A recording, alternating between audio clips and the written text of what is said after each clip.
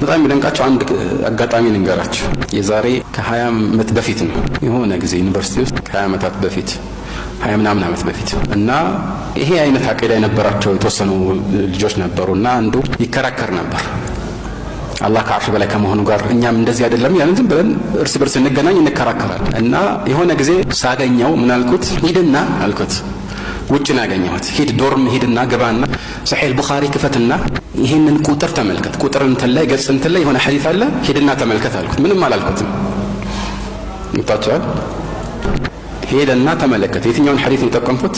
في صحيح البخاري وغيره، في صحيح البخاري ومسلم حديث أبي هريرة لما قال الله الخلق كتب في كتاب فهو عنده فوق العرش إن رحمتي سبقت غضبي የሚለውን ሐዲስ አላህ ፍጡራን ፈጥሮ ከጨረሰ በኋላ ከአርሽ በላይ እሱ ዘንድ ባለ መጽሐፍ እንዲህ ብሎ ጻፈ ይላል። ከአርሽ በላይ ባለ እሱ ዘንድ عنده ያለ መጽሐፍ አላህ ዘንድ ያለ መጽሐፍ ነው።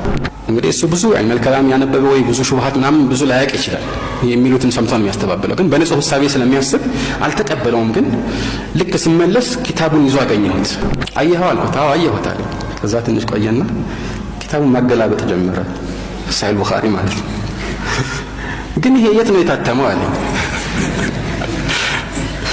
ኪታቡ ራሱ ከዛ እንደዛ ከሆነ ቁርአንም ሱዑዲያ ነው የታተመው አልኩት።